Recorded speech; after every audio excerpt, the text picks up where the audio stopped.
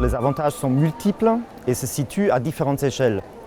Si nous commençons par l'échelle de la structure, donc de l'université, il est évident que ce programme vous permet tout simplement la mise en œuvre de votre stratégie internationale. Vous verrez qu'il s'agit d'un levier très puissant pour approfondir et développer vos coopérations à l'international.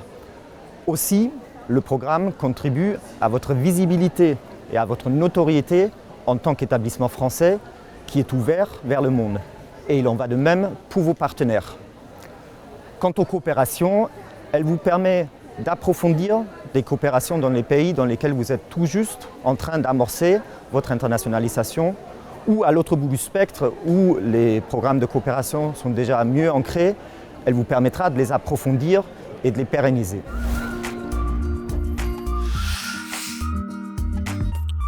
Au niveau des participants, il y a évidemment aussi une multitude de retombées positives, car il va de soi que la mobilité enrichit considérablement les parcours des participants. Ils développent beaucoup de compétences, ils gagnent en maturité, ils développent des compétences linguistiques, la capacité d'adaptation, des compétences interculturelles et bien d'autres. Aussi, il ne faut pas oublier l'aspect financier, car le programme permet au plus grand nombre de partir en mobilité. C'est là qu'on retrouve la notion d'inclusion qui est très chère à l'Union européenne actuellement. Et sachez que les participants qui vont vers des pays tiers obtiennent des financements plus importants et plus amples que les personnes qui partent dans des pays programmes.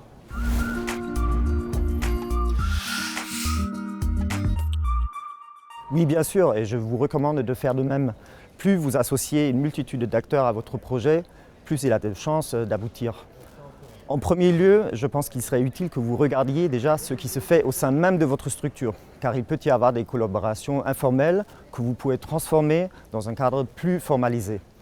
Ensuite, évidemment, sur place, donc dans les acteurs locaux, vous avez les universités partenaires. Plus vous en avez, mieux c'est. Sciences Po, par exemple, a la chance de s'appuyer sur un réseau partenarial de 480 établissements, et c'est une grande chance pour nos étudiants. Les universités vous seront très utiles car évidemment elles diffusent l'information vous concernant et puis elles sélectionnent les étudiants avec les bons profils pour vous les envoyer par la suite avant de, in fine, valider les mobilités. Ensuite, un deuxième acteur incontournable sont les ambassades. Ce sont vos meilleurs alliés sur le terrain pour appréhender la réalité locale et aussi pour vous aider éventuellement dans des démarches administratives et le cas échéant, si cela se produit, pour débloquer des situations compliquées qui, hélas, peuvent parfois se produire. Ensuite, vous avez les alliances françaises qui, évidemment, sont là pour faire vivre la francophonie et, par définition, attirent donc un vivier de jeunes gens et de jeunes femmes qui s'intéressent aux Français et qui, par définition, sont pour vous un potentiel vivier de recrutement. Si on regarde du côté du privé, évidemment, il faut penser aux entreprises, car ces dernières créent le lien entre l'enseignement ou l'apprentissage et l'autre côté, le marché de l'emploi.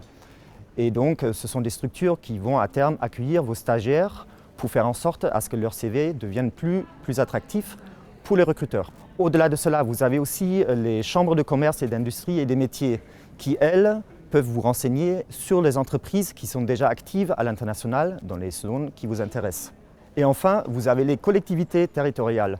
Je pense aux villes ou aux départements ou encore aux régions, parce que toutes ces structures ont également des coopérations internationales à leur actif, notamment à travers des jumelages ou des échanges.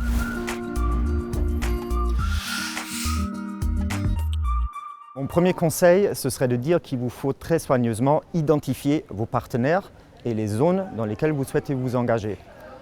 Pour le choix des partenaires, vous avez concrètement deux options. La première, c'est que vous cherchez la continuité en termes de contenu pédagogique. Et la seconde option, ce serait de dire que vous cherchez la complémentarité, à savoir des établissements qui proposent des contenus qui diffèrent des vôtres.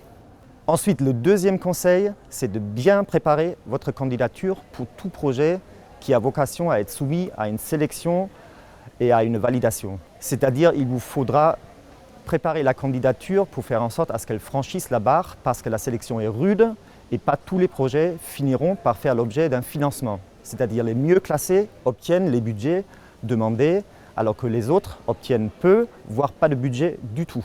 Cela suppose aussi que vous inscriviez l'ensemble de vos actions dans un rétro-planning précis qui vous permettra de franchir l'ensemble des étapes de manière sereine. Enfin, il vous faudra à tout moment veiller à une bonne communication auprès des bénéficiaires et surtout aussi auprès des partenaires avec lesquels vous devez rester en contact de bout en bout du projet, donc de la candidature jusqu'à la validation des mobilités. Mon dernier conseil, n'oubliez surtout pas que vous pouvez dès à présent, dans le cadre du nouveau programme, flécher jusqu'à 20% de votre budget global sur l'EFP ou la C131 sur des pays tiers.